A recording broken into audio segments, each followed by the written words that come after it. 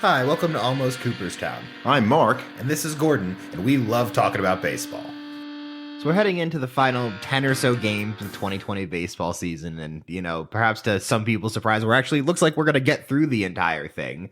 But, as we're getting down into the final days here, it's kind of interesting as we have a chance to see what we might not have seen for quite some time now, and having a team make a really great stretch run to make it into the postseason. Right, and with only 10 or so games to play, that's about the limit, maybe a little less than that. When you can have a great stretch run, you got to go 8-2 or 9-1 or something that allows you to come from unexpected to win the division and make the playoffs. Yeah, we were kind of talking about it beforehand, and I think at least I was coming up with the idea of it being about 6 games. You need to have more than 6 games just because the average series in baseball is 3 games, right, during the regular season. So if you have a greater than 6-game lead, that means you have to have more than 2 consecutive series of bad play in order, or great play in order to have a stretch run. So it's not like, you were down 2 games going into the final series and you swept them.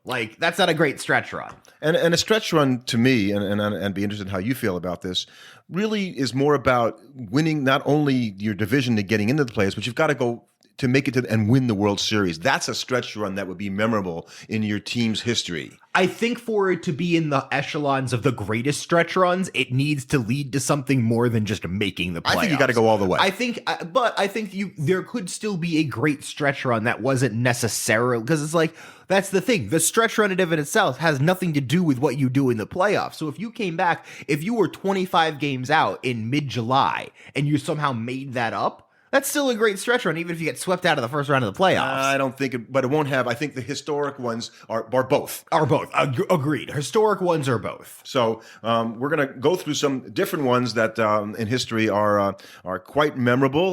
The earliest one is maybe not memorable because it happened in 1914, and that was what were referred to for years later as the Miracle Braves of 1914. These Braves played in Boston. Yeah, I mean, it's pretty wild. They went 4-18 to start the season. They weren't expected to do anything. Yeah, and then they're 26-40 in early July, right? And then they went 68-19 the rest of the way. 68-19. That's almost 50 games over 500. That's a wild record. And they won the pennant over the Giants by 10 games. By 10 games. Think about it. They were 26-40 and they won the pennant by 10 games. That's insane.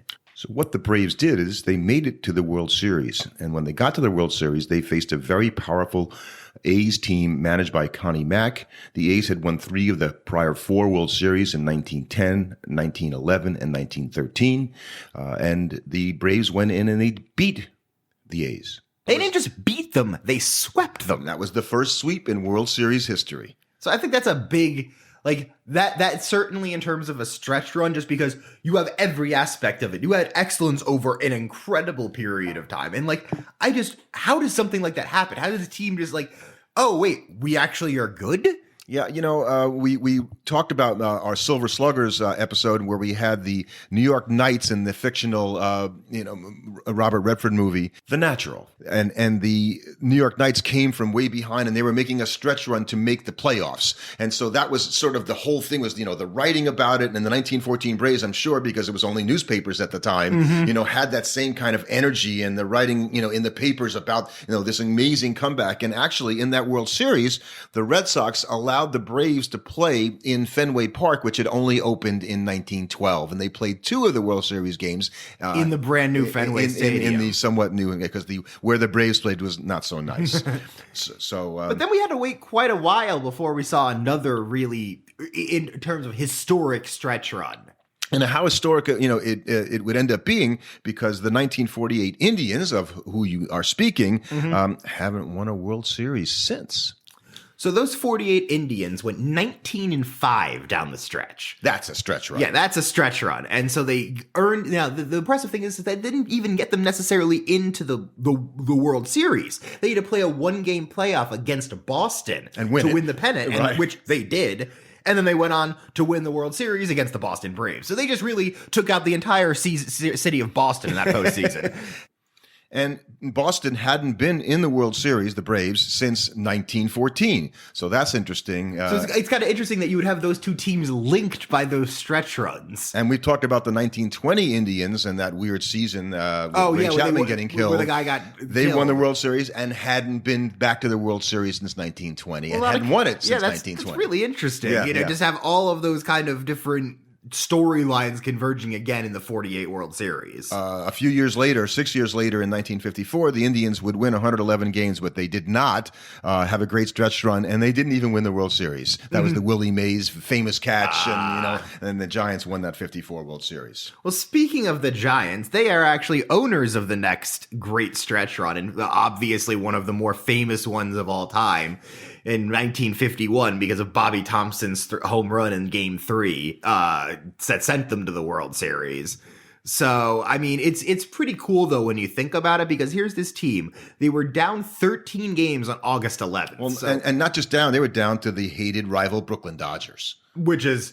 I mean, it's one thing. It's like anytime you can get a stretch run against your divisional rival just makes it that much better. And they certainly won on one because they went 37-7 over their last 44 games. But all that got you in 1951 was a 3-game playoff, and I think that's interesting compared to 1948. Where it was just a single game playoff. But honestly, I think a best of 3 playoff makes, if you're going straight to the World Series, if it's just pennant to World Series, I think it should be a 3-game playoff because it would feel really bad to have your entire regular season campaign essentially be decided by a single game. But they did in 1948, and then they finally changed it. Of course, this is 18 years before divisional play. Granted, I wonder if what happened in 48 led them to making that rule change, where they kind of looked at it and said, it doesn't make sense for this just to be one game. And it's pretty much a rarity to have teams finish in a flat-footed tie and have a playoff. Exactly. So I kind of think at the time you're right, that was appropriate to have 3 games, and what a 3-game series it was. And Ralph Branca, who gave up the fabled home run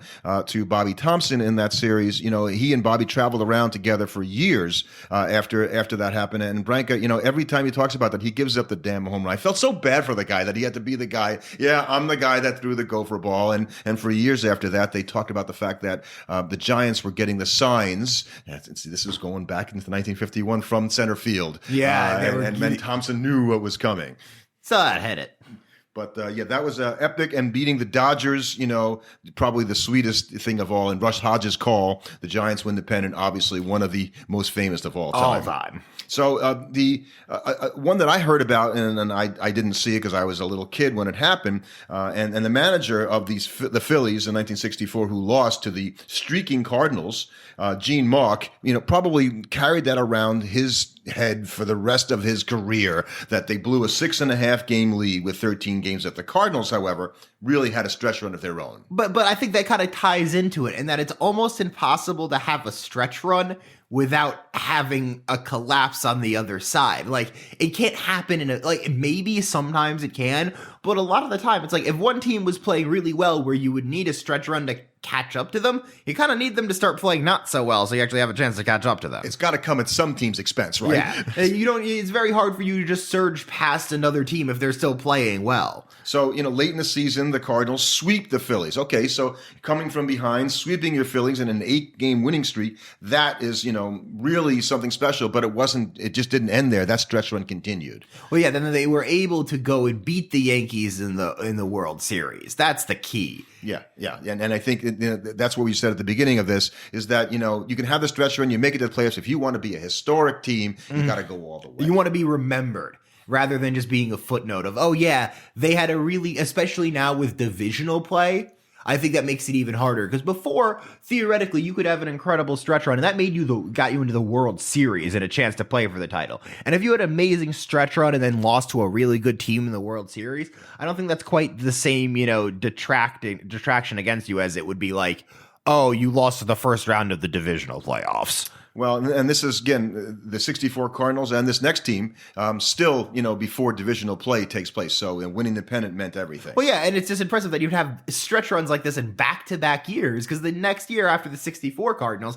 you had the 65 Dodgers. Right, and if we talked about it in another episode where Johnny Roseborough, ended up getting hit in the head with a bat by Juan Marichal of the Giants. That was that season, actually. Well, that was a wild season. Koufax threw a perfect game. You had the fight with Marichal. But, I think that makes it easy that for people to forget that on September 16th, so like you're talking like maybe a week and a half left. A week or maybe a little bit more. That's all. In the season, they were 4.5 games back. And then they won 13 in a row to win the pennant. Yeah, and Drysdale and Koufax got 7 of those 13 wins. Talk about a couple of pitchers. And to clinch the pennant, Koufax throws a 4-hitter with 13 strikeouts.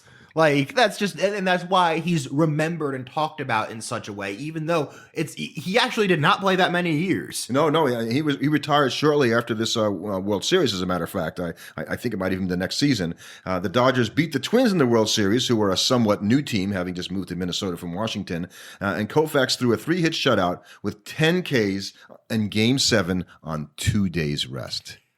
That's why people call him the GOAT. That's why they call him the GOAT. 2 days rest, a complete game. I mean, who does that? Yeah, exactly. That's just being impressive. So now we're going to come into two of them that we should have done an entire episode just on these two because we just know everything about them. And they go together a little bit. One of them actually shouldn't get the same credit, and we'll talk about that because they didn't win the World Series. They lost in Game 7 of the World Series, and you have to win for it to be great. Maybe we'll call this a little homer bias, but it's more of an example of you can have a great stretch run without necessarily winning the World Series. So the 1969 New York Mets, called the Miracle Mets, like we mentioned the Miracle Braves, they were an expansion team 7 years later, first year of divisional play. So all of a sudden you've got a whole rearrangement and the Mets, have staged a great comeback, and at the expense of another team that, we will talk about. Yes, but it's just that Miracle Mets team. I think it's not the miracle was not just the stretch run, even though it was impressive. It was that they had been the worst team in baseball pretty much every single year of their existence. They finished every year. They finished last except for one. Yes. They finished 9th. So for them to go from just the absolute basement of the National League to winning it and then winning the World Series, they won the division by 8 games. And led by my hero and just recently passed away, Tom Seaver. He changed. That's why he was called the franchise. He changed the whole feeling of that franchise because they actually believed themselves that they could win, and their pitching was awesome that year. And they won 100 games. Mm-hmm. They won 100 games, but not only did they win their division, they won the World Series. Right, they won the playoff, the first divisional playoff ever. Mm-hmm. They beat the Atlanta Braves. How sweet that was! And then they won the World Series against the powerful Baltimore Orioles. Yeah, they were able to surge on September 10th. They were able to pass the Cubs to take the lead, and then you were talking about that pitching. 2 days later, September 12th, they turn a pair of 1-0 wins in a doubleheader, where their starting pitchers, Jerry Koosman and Don Carwell, combined for 17 shutout innings. I remember the 2 1-0 games. That was crazy. And that's just, yeah, it was a time where magical for those Mets and they were the Miracle Mets because they were winning and they hadn't won before, but to get all the way to the World Series and somehow beat the Orioles, who had great pitching, great hitting, and were a powerhouse team. In fact, the Orioles won the World Series in 1970. The next year, they were just a great team. That made it a miracle that just could never be repeated. But 4 years later, they almost did. And what that team, the 1973 Mets, did that was not a stretch run. That was a collapse of all the teams playing lousy, and the Mets just being the team that was left standing. The recipient of the poor play. Yeah. It was not that they were that great a team. They did win the Mets 24 of their last 33 after being in last place on August 30th. To think they come from last place and win a division with the worst record ever in the history of divisional play for a division winner, 82-79. Yeah, which to me, that almost, before you even say that they didn't win the World Series that year, the fact that they were only 82-79 kind of devalues how great of a stretch run it was. They didn't even have to play the extra game, right? You were barely above a 500 team, and the only reason you really got there is because everybody else just stunk it up around you. But they beat the Reds in the playoffs, and the Reds were on the way to becoming the Big Red Machine. This is 1973, so just a few years before that. And they played the Oakland A's in the World Series. And that was in the middle of the A's 3-year run, 72 through 74, and the A's beat the Mets in 7 games. Somehow the Mets got to 7 games, but it wasn't enough, and that is why that is not one of the great stretch runs. Despite going 24-9 over their last 33, you kind of got to put it over, take it over the edge in order to really be remembered, especially when you're not going to finish with that impressive of a record. Virtually every team in the division that year, the Cubs, the Cardinals, were in first place at some point and collapsed, but they all gave it up. So it was a total choke job. Yep.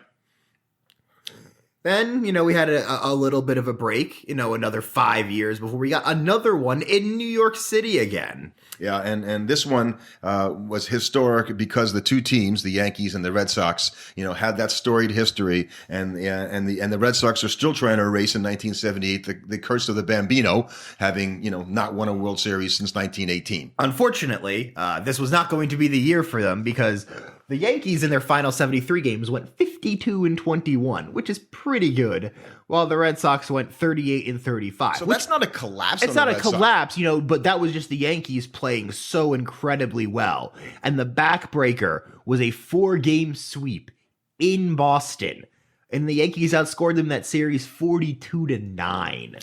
Now, if you ask a Red Sox fan, actually, when we talk about it, it really was a collapse because the Red Sox had a 14-game lead on the Yankees on July 19th. So the Yankees.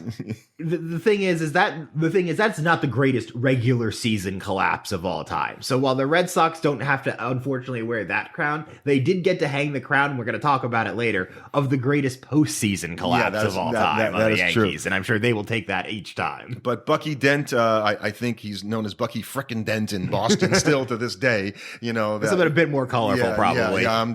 This is that kind of a show. We're not going there. And the Yankees, sort of wore that for a long time, and the Red Sox wore it as well until they finally turned that around. So there are 24 years between the end of the Yankees Red Sox before the next great stretch run, and the first of those in 2002, the Angels. I don't know if it was an amazing stretch run, but the Angels did have a great finish and go on to win the World Series. They went 18-9 over the last 27 games. You're going 66%, 60 winning percentage over those. That's pretty good. Yes, and they beat the Yankees.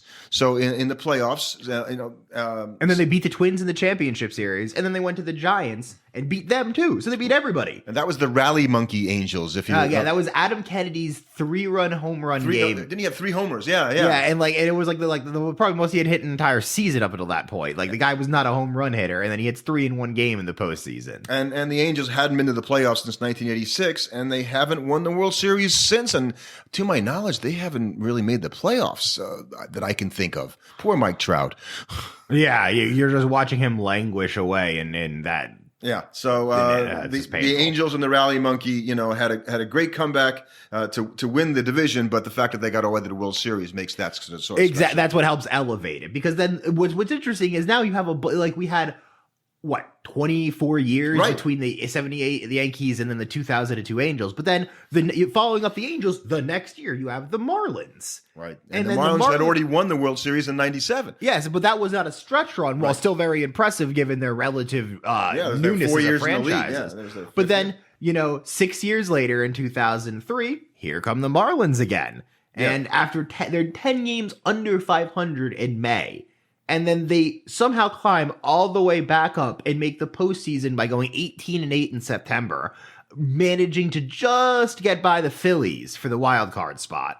And then they went 42-25 after the All-Star break. So they had to play great down the stretch. And they had a manager change in midseason, and he was known as Trader Jack when he was a general manager, but he is the manager of these, an older guy who came back to manage the team after he had been in administration. And Jack McKeon, ended up being a big part of the replacing of Jeff Torborg and taking the Marlins to the World Series. And I think it's interesting because that was the Marlins then took that team and made an incredible comeback, ran all the way through, and then completely got rid of everybody the next year and just sold off the team. Yeah, that's kind of the way they do it, right? Yeah, exactly. Although this year, the Marlins are in it, and they might make the playoffs, and if they somehow got all the way and won the World Series, it would be amazing because nobody gave them a chance at all. They don't have any high-priced players, so they wouldn't have anybody to get rid of this year. Mm-hmm. And then, it was an impressive thing, and they had Josh Beckett, on there who was fantastic, won an MVP for the World Series MVP, and had a 2.08 ERA in his September starts, and he had 5 of them, so he was big for them down the stretch. I just remember that team getting lots of big hits and just the right pitching at the right time and well managed, and they just shocked the hell out of everybody that they were able to win. Now, I don't think Josh Beckett went and played for the Red Sox the next season, but he did end up on a World Series team with the Red Sox. I think that was the second World Series. That was second. But that next year in 2004, so now we're up to 3. We're back-to-back-to-back stretch run World Series winners. We get one of the most impressive ones of all time, I think, just because this was a stretch run through and through. So you got Theo Epstein, who's then in Boston and shaking things up. But they're a 500 team. On July 3rd, they played 500 ball from May 1st to July 31st. So they're not a great team going into, August. And then he trades Nomar Garciaparra, right, who was, very well thought of in Boston, also hated in Boston at the same time, as everything goes in Boston, for 2 players, Orlando Cabrera, I should say, and Doug Mankiewicz. And he then also went out and got now current Dodgers manager Dave Roberts from the Dodgers. And those guys went together from August 7th after they got Dave Roberts. They went 40-15. Yeah, that's a stretch run. Yeah. And then the crazy thing is, and then they went 11-3 in the postseason, won the World Series.